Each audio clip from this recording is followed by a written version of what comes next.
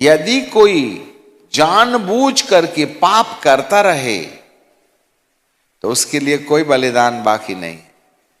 तो सोच लो वह कितने और भी भारी दंड के योग्य ठहरेगा। ढिठाई करके बार बार गलती करने वालों को प्रभु ये कहता है कि तूने अपने प्रेमी की खटखटाहट सुन करके अपने लिए दरवाजा नहीं खोला। आज कितने लोग हैं जो प्रभु की सलाह नहीं मानते, अपने ही दिमाग लगाएंगे, अपनी हट में रहते हैं, अपनी जिद में रहते हैं, अपने हिसाब से जिएंगे, अपने हिसाब से खाएंगे पिएंगे, अपने हिसाब से डिसीजन लेंगे। उसमें परमेश्वर का कोई रोल है और नहीं है, इससे हमें कोई मतलब नहीं है। ये अंत के दिनों के लक्षण हैं कि अंत के दिनों में लोग धार्मिकता का त्याग करने लगेंगे। धार्मिकता का त्याग, एक छोटी सी गलती आपके लिए भारी अनंत काल का नुकसान कर सकती है।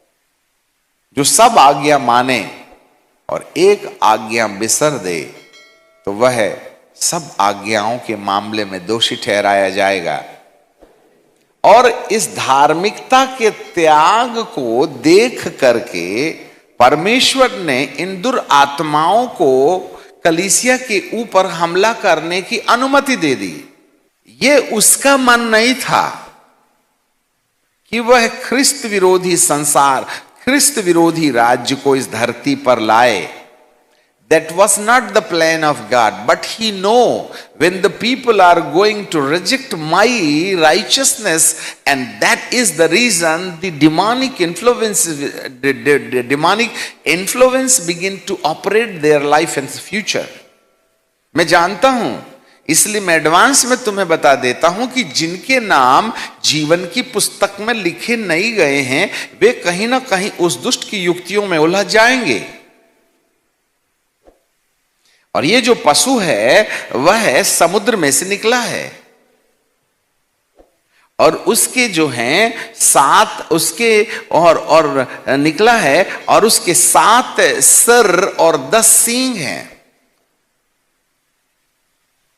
और उसके सींगों पर निंदक के नाम लिखे हैं।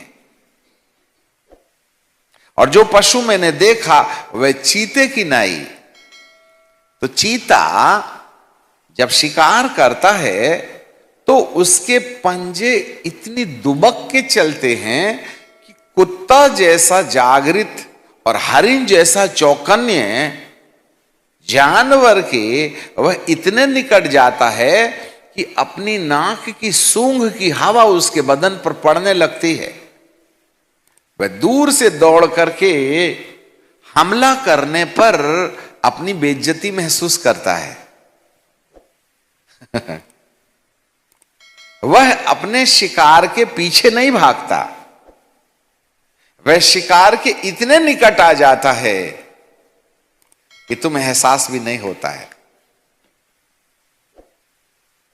और वह दौड़ करके लपकता नहीं, खड़े खड़े गर्दन पकड़ता है, क्योंकि लेपर्ड और उसका जो शिकार है वह भगदड़ में नहीं पकड़ा जाता है। शेर दौड़ के पकड़ता है, बबर शेर, परंतु जो लेपर्ड होता है, जो चीता होता है ना,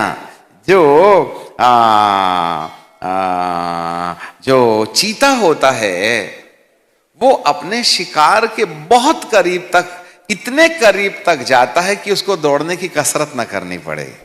कौन अपना टाइम वेस्ट करेगा दौड़ने में?